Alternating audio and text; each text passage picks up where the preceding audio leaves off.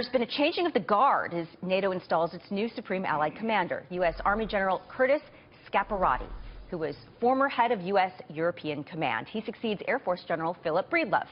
Now, the change comes as NATO is currently dealing with two significant recent threats, one from radical Islamic militant groups in Syria and Iraq, and another from Russia, which is warning today that a recent buildup of NATO forces at its borders could result in armed conflict.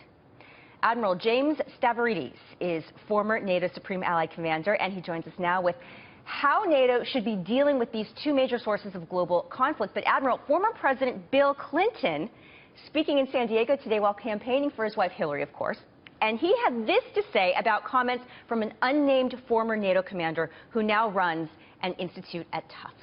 Listen. He said, look, I'm sure the military would like more money. They always would. And we do need to upgrade some of our systems because we're downsizing the force. And I'm sure that's true. But we are not going to kill our way out of the challenges we face today. So, Admiral Stavridis, welcome to you.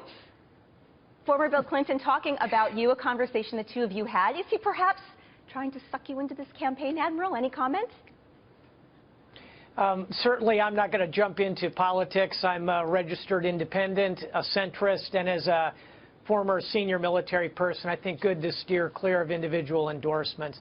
But I do believe firmly in what I told President Clinton and others, which is that we are not going to kill our way out of the situations we're in. That's why General Scaparrotti, who just took over in my old job, Supreme Allied Commander of NATO, great title, SCAP, as he's known, is the consummate diplomat warrior. You need both. You got to be able to use the hard power skills, but the soft power is part of the equation.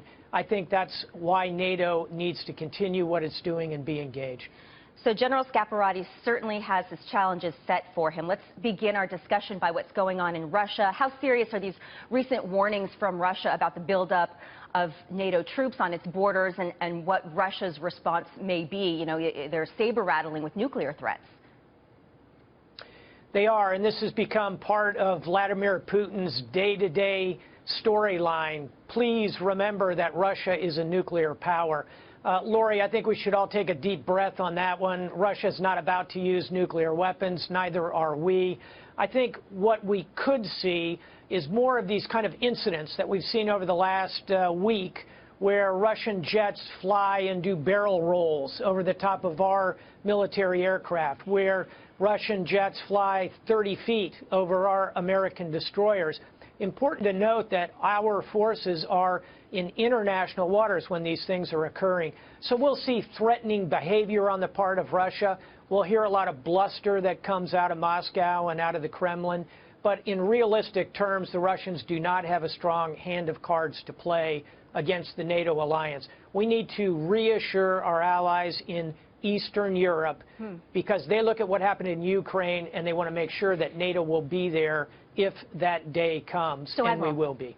When you hear comments from the Defense Secretary Ash Carter saying the most disturbing Russian rhetoric is about using nuclear weapons, his quote, I believe we have it here, Moscow's nuclear saber-rattling raises troubling questions about Russia's leaders' commitment to strategic stability, and it goes on. Is that effective? Well, first of all, Russia doesn't have leaders. Russia has one leader. His name is Vladimir Putin. It's a unitary decision-making process. I think that as we go forward, we ought to do three things as we deal with the Russian Federation. One is we have got to confront them when they undertake truly despicable international behavior. Example, invading Ukraine and annexing the Crimea. Example, backing the horrific regime of Assad in Syria. So we have to confront where we must. But secondly, we should cooperate where we can. We should find zones of cooperation with Russia, Afghanistan, potentially in counterterrorism, counter-piracy, counter-narcotics. There are areas where we can cooperate. So confront where we must, cooperate where we can. And above all, we need to understand that we need to deal with Russia from a position of strength, because that is what they respect. Admiral James Stavridis, thank you so much for your time. Appreciate it.